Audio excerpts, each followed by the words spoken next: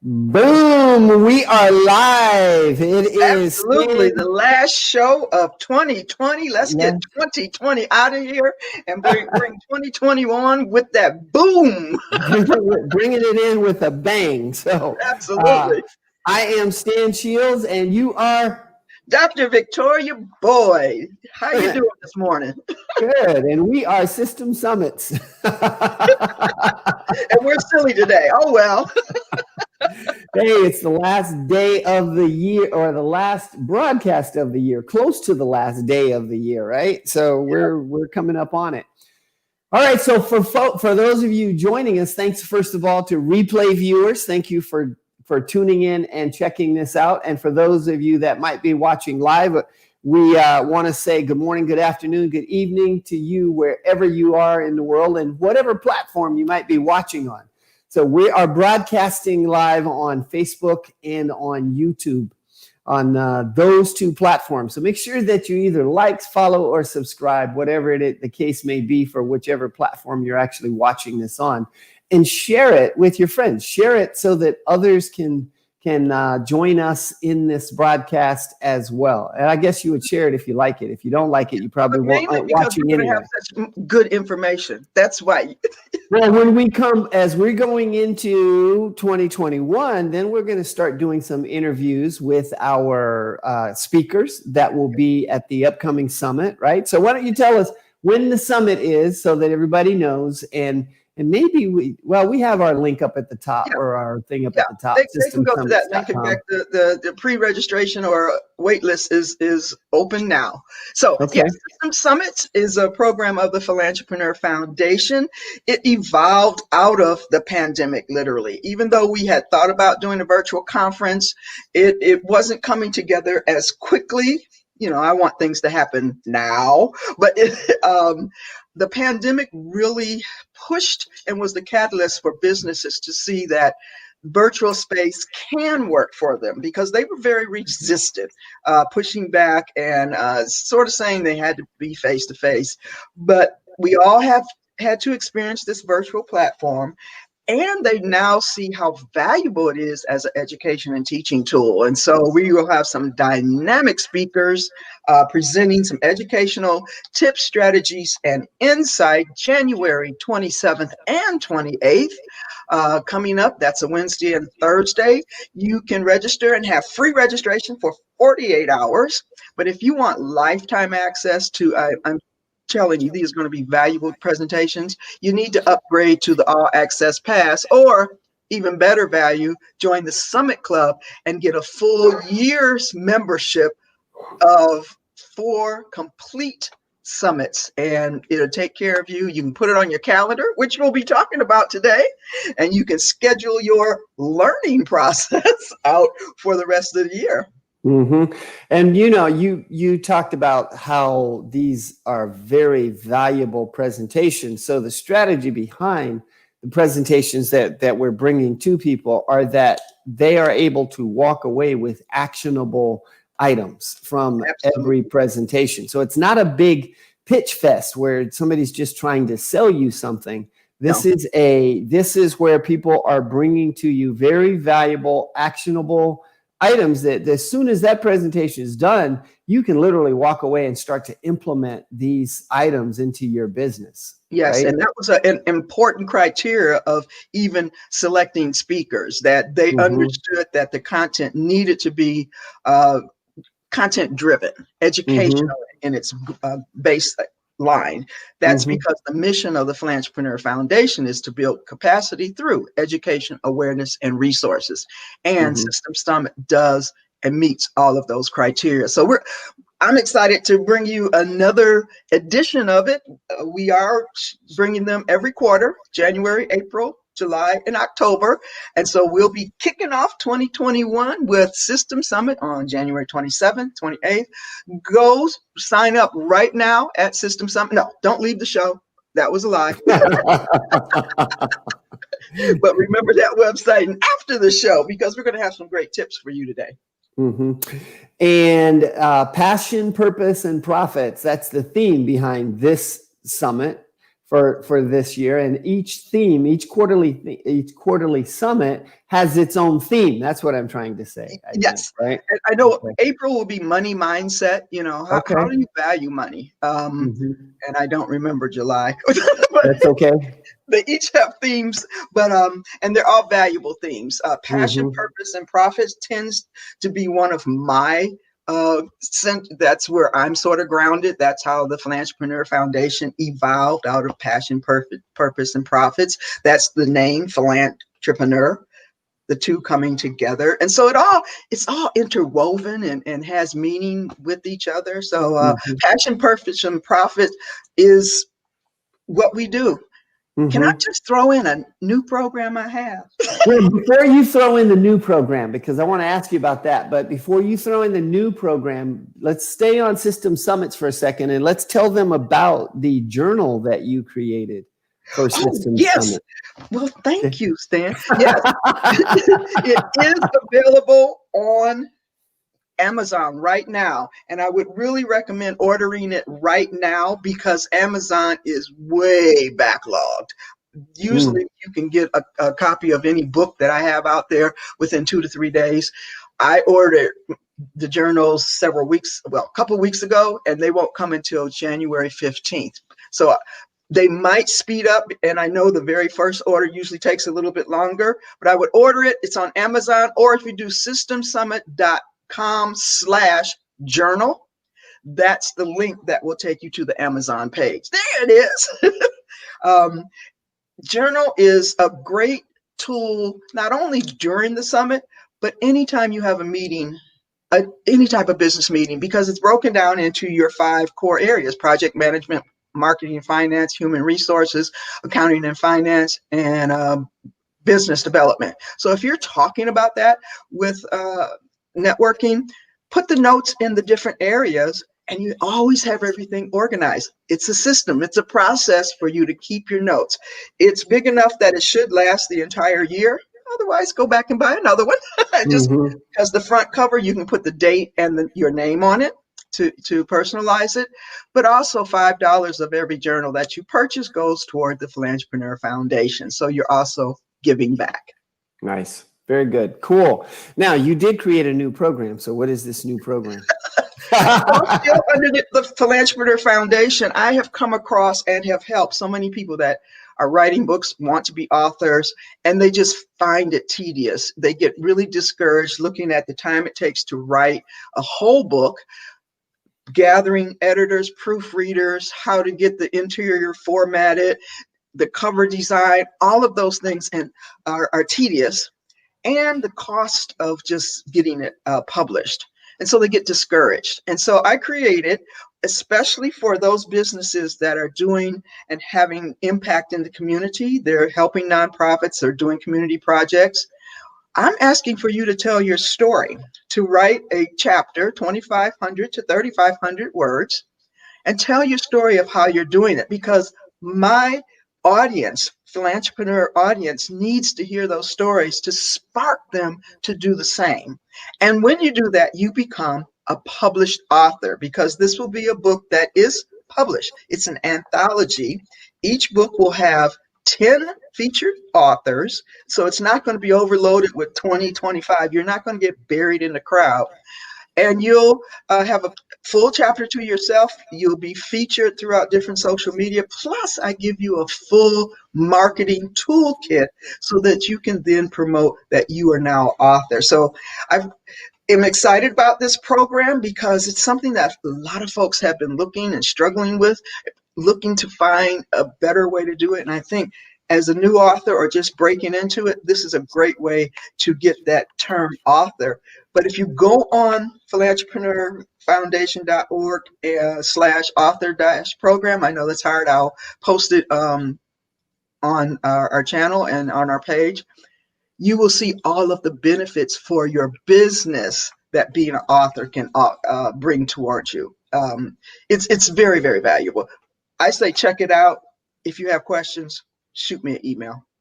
Perfect. Awesome. And if you send me, if you type that link that you just gave into the chat, then I'll be able to show that later. Okay. We Okay, can put that up doing it there and now. show it That's what later. I'm looking down. All right. Perfect. And so today's broadcast, by the way, we're going to talk a little bit about planning for 2021. Now, this is a time of the year that many people are doing their planning for next year, and they're setting new goals and so forth. And there's all kinds of processes out there that people use to set goals. I've used one that's called Your Best Year Yet for the last, for a long time. I've used it. And I've used that one too. Yep. Yeah, you heard of that one. You use that one, and then there's a new one that a lot of people are getting great results with, and it's called the 12-week year. Have you heard of that? The 12-week year. I was going to look that book up and I didn't do it, but I'm hearing a lot of people are getting great results and they're loving it. Essentially what it does is it just literally breaks down your year into quarterly goals. And lots of people have been doing that for a long time. I imagine that they have some specifics of how they do that process of planning out that 12 weeks. And typically people will break things down into business goals and then personal goals, right? Whether that's spiritual and, or whatever, all of the other goals, family goals, everything. Today, though, we're going to just focus in on some business items, some business goals, or some business, I don't know if you want to call them challenges or strategies or whatever, but 3 big challenges that micro businesses have. And we're going to just talk a little bit about those. And let's see. So with these 3 challenges, kind of just to kick it off, the challenge number 1, securing small business financing. Now, a lot of small businesses aren't necessarily going after big financing and whatnot, but you had a great point as we were talking earlier with regard to there's other financing options, other ways to maybe get some financing for their business. Absolutely. And you have to, picking up one of the tips from just in looking at unique things that you need to do because of this unique 2020.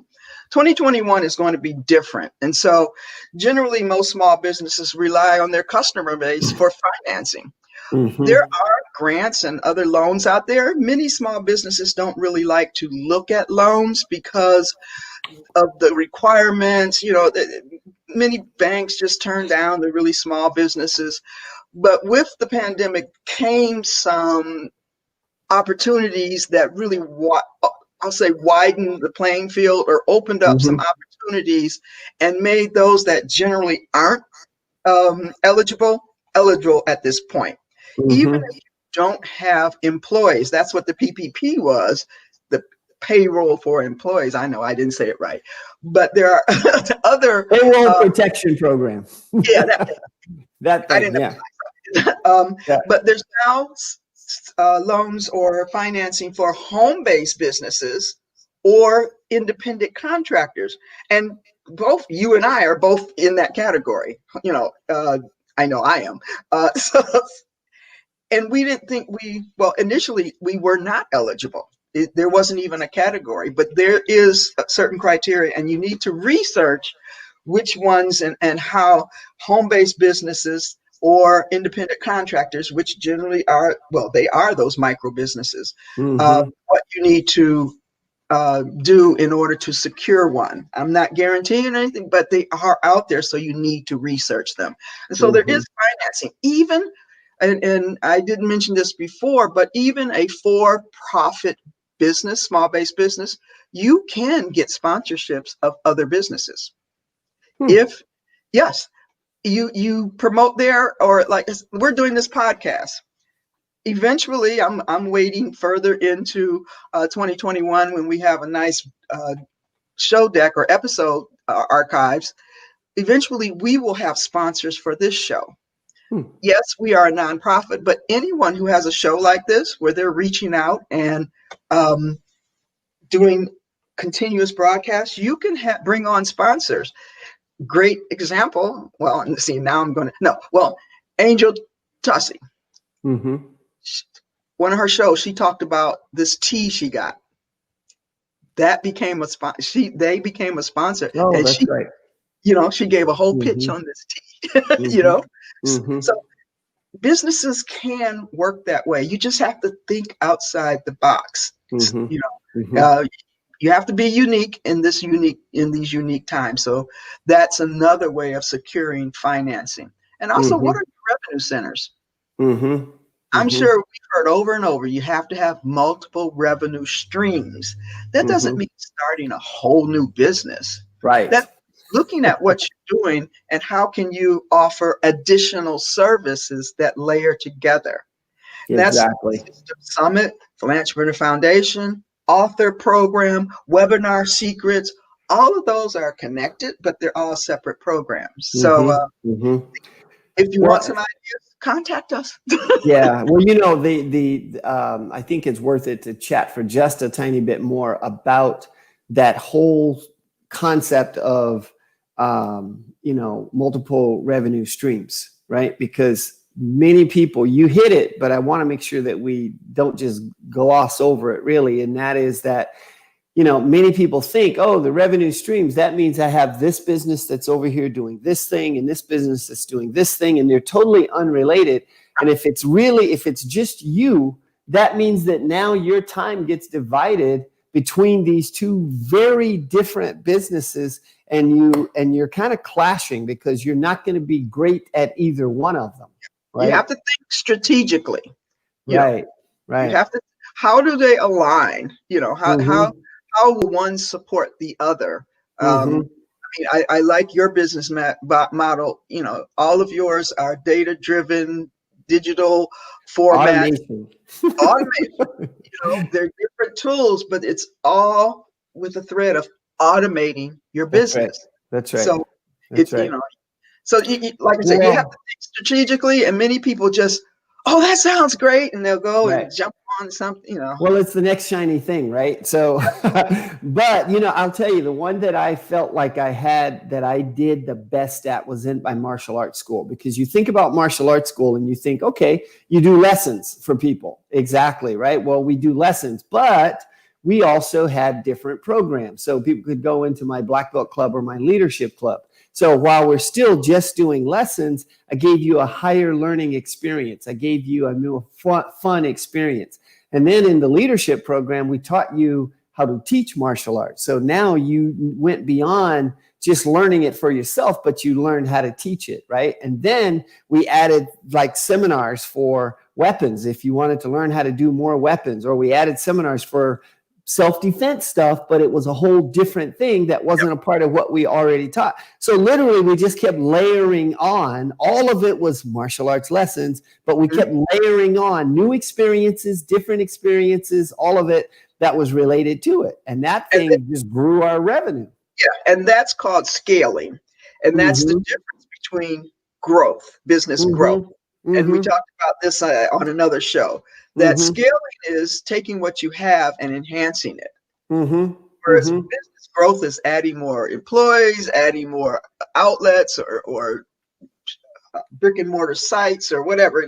That's actually growing the entire company. So scaling is taking what you have and maximizing its value. So that's great examples. But you have to think strategically to even and that's why when we do strategic planning, I don't start with the values and all of that. I start with what is called strategic thinking and innovation.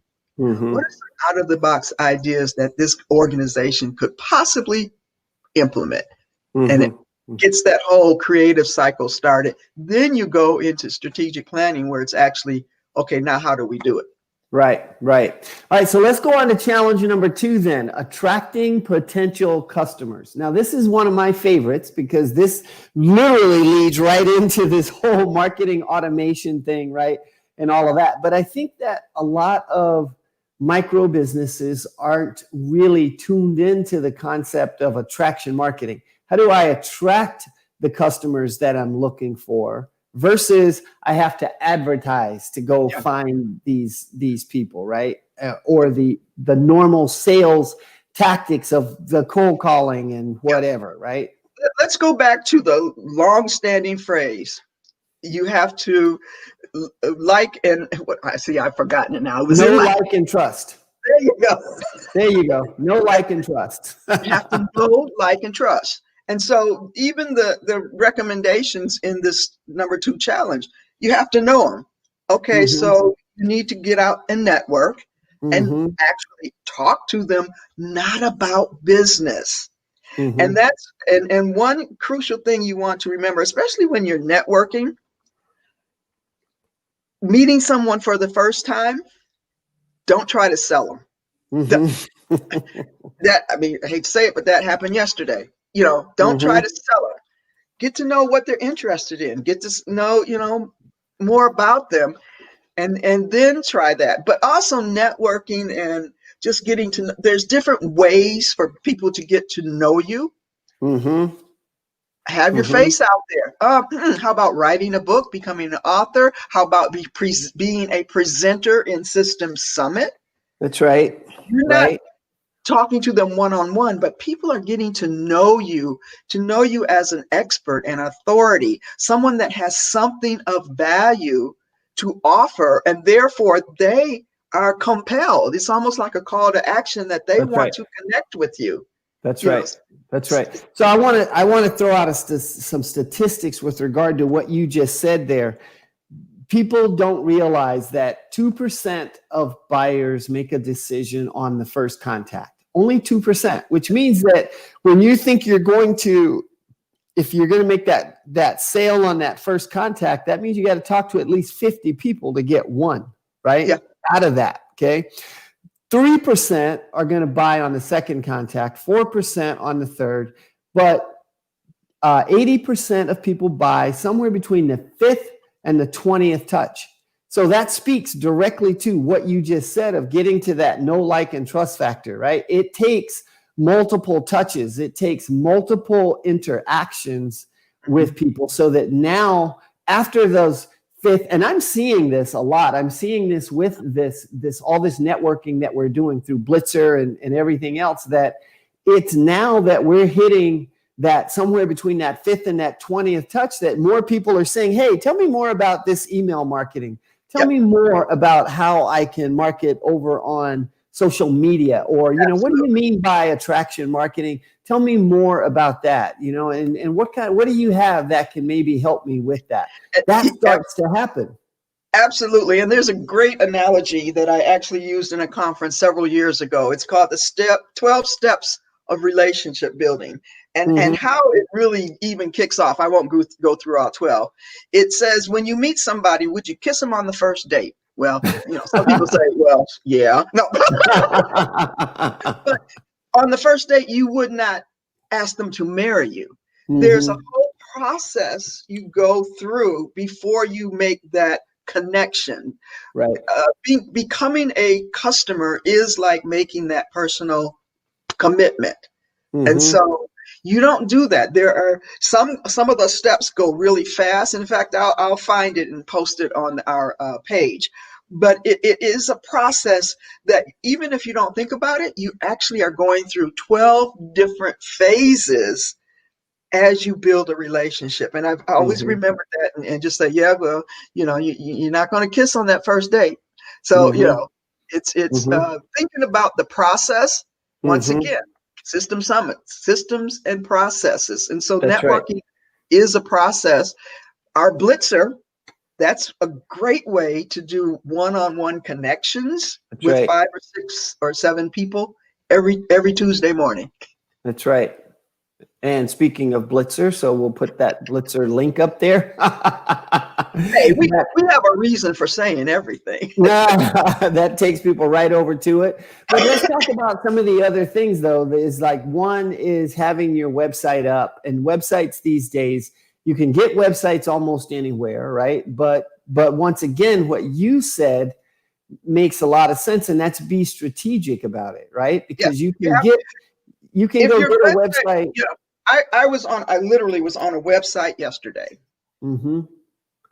And it still had what I call the build out blocks, where it had that the gibberish where you and I'm like, thing. They can't even either delete those boxes or fill them, but they've Right. decided to put this. And so it immediately creates an unprofessional impression that I get of you. And so even if your website is very simple, make sure that it is professional. Don't have the blank boxes where you just left the template sitting there, widgets over there. You should put your so-and-so here. And lately I've gone on to several websites where they hadn't finished building them out. And me being who I am, I send them a little follow-up email. Yeah, I just visited your website. Do you need some help finishing that off? Yeah. But it gives a first impression, and but websites, your social media pages, groups, however you do that, do some Google searching on how to build out a correct LinkedIn page. By putting as your profile headline or whatever that's called when you're on, just CEO gives no indication of what. Right. And so you should really, in your headline, describe what it is you do, or your ideal client. And so there's many tips on how to build out LinkedIn pages, Facebook pages, because people go there for a reason. They're generally looking for something. And even on Blitzer and if you want people to contact you, make sure you have some way for them to contact you. Exactly. Once again, had to search for emails or phone numbers because it wasn't readily available where I went to look for it. You got to fill the profiles out, put your information where you want people to contact you. You need to make sure you do that on every platform that you're going to be on, because otherwise people just cannot find you. There's two people, Aaron Anderson, who was one of our speakers at the last System Summit. And Erin Anderson, and she spells it Andersen, I believe, for her last name. But she helps people with their LinkedIn profiles. But go look her up on LinkedIn and look at her profile. She's got a great profile, right? That's filled out. In fact, I'm going to go steal her ideas on how to do the profile, because I need to update mine as well. Yeah, and that's how I built out a couple of mine, by going and researching what makes a good LinkedIn. What should you do? Looking at, instead of just throwing something up there to say, "Ooh, I'm on social media." You have to do it strategically. You have to. So you kind of use that LinkedIn profile as a landing page to drive people back to where you want them to see who you are and whatnot. So now you touched on social media. Yeah, I changed mine this morning to add the author program to the profile. There you go. I went on Blitzer and changed that and added, all of that to it, because if people have questions about it, they need to know how to find it. You must have extra fast fingers. I don't know how you get all that stuff done. I got shut down for trying to load too much on a website. Too much stuff at one time. I know. So, all right, now, so go fix up your social media, whether that's your Facebook, your LinkedIn, any of that, right? And make sure it's leading people back to a page where they can take action. You want them to have some call to action that they can go look at something that you're offering, sign up for something. And that's one of the key things, is having some kind of a lead magnet that will get people to give you their information, just name and phone number at least, right? So then you create email marketing, or some kind of an automation and all that kind of stuff around it. So if they look at the Philantrepreneur page, every box has some type of link in it that takes them to either a program or an e-guide or a download or some type of resource that they can get back.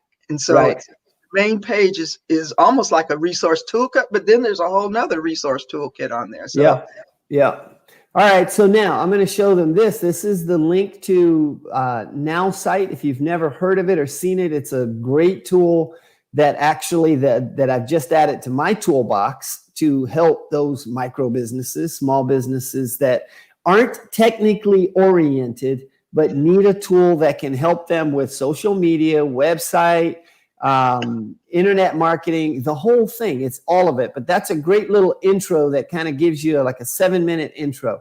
to Yeah. what it is, right? And Yeah, how and that works. I you gave me a private tour, You but got a personal tour, yeah. it was it's pretty amazing. I just have to say, the tool is pretty amazing on what it does. And one thing that I just want to highlight, I've researched doing Facebook ads and stuff for months, Mm-hmm. and this includes That's right. advertising, That's right. which is phenomenal. So they really That's need right. to explore the value that they're getting for the whole tool that it is. And it's not a CRM or anything like that. It's truly a unique tool that combines several different elements together. That's right. Pulls it all together in one place to make it easier for the entrepreneur, the small Yeah. business that's trying to wear all these different hats. And it's too hard to have a billion tools that you're using and figuring all that stuff out, right? So, Yep. All right. So we are at our 30 minutes. Holy moly, that went by super fast. Well, that last little bit on Now Site, actually, because we had 3 challenges, handling several jobs at once. Hit it right on the head. That's true. It did, didn't it? Handling several jobs at once. That's right. And so Now Site kind of helps with all of that, right? So, but that's what happens with micro businesses is that we are all of those jobs, right? But micro businesses, most of the time, we're not necessarily looking at it departmentalized in that way, right? But really it is. We are the CEO, the CFO, the CIO. We're the whole suite. Director, That's right. marketing, sales, everything. That's right. You're the chief marketing officer for your organization. So you're the CMO. I mean, there's just, it gets nuts, right? So, all right. So let's maybe wrap up with finishing up with kind of a highlight of what some of those things we talked about. So we've got the new journal for System Summit, right? You need to order that right now, systemsummit.com/journal. Okay. And if they want to become a published author, you've got a new program for becoming a published author. That's philancepreneurfoundation.org/author-program. There we go. Perfect. But if they just make their way to philancepreneurfoundation.org, there's a tab for Be a Speaker. There's a tab for Author Program. All they have to do is make their way to Philancepreneur, because you spelled this one wrong, but there's a missing L, PHIL. But I just copy and pasted, darling. Oh, and I spelled it wrong. Okay. I spelled it wrong. And that's because I have my computer on a new stand and the keyboard is on a slant. And anyway, and my keys have stopped working again. But anyway, yes, it's PHIL. I take credit. I spelled it wrong. There we go. So now we got it. It's right. Yeah, that is correct. But the author program, I am totally geeked and excited about it because it will really help those that want to break that glass ceiling and become a published author at a price point that is phenomenal. Like I said, it costs about $4,000 to $5,000 to publish your own book. But and then our System Summit, go and register, get on the wait list. The countdown timer is up and ticking. We'll be adding all of our speakers soon. I'll be adding my video welcome soon, but I wanted to make the page live because we are going to be doing some social media speaker feature things as we go through the month of January. And we're at December 30th now, so that starts in a few days. That's crazy. It's crazy. So again, start to look at your plans for next year from an attraction marketing standpoint, and how can you attract your ideal customer to you? We talked about tools, websites, and all of those kinds of things. Look at this tool that could help you with doing some of that work and getting yourself ready for all of that. We talked about networking. And if you want to do some networking, Tuesday morning breakfast blitzer. So it's a little mini five, what do we have? Like 6 minutes where we talk about system summits, right? But then you meet with other business professionals, up to 6 or 7 business professionals, and you're done inside of an hour. So it's less than an hour, typically 45 to 50 minutes. and then it's done. Starts at 7:30 a.m. By 8:30, you're done and ready to get your day started, right? So That's right. come join us for Systems Summit. Dr. Boyd's information is scrolling across the bottom. If you need to get in touch with her, there's her info right there. And if you need to get in touch with me, if you go to staninshields.com, there's plenty of ways there to get in touch with me, Stan Shields. All right, that is it. So let me see. Let me stop some of these banners now from going. I got all these things scrolling on the screen right here, right? So that is it. Thank you once again for joining us and hanging out with us today. And make sure that you like, and you know what I almost said? I almost said no like and trust. Make sure that you like and subscribe or follow for each, depending on what platform it is that you're on. Make sure you do that because we'd love to connect with you more in the future. That's it. We will see you next Wednesday for our next Wednesday broadcast. We'll see you next time.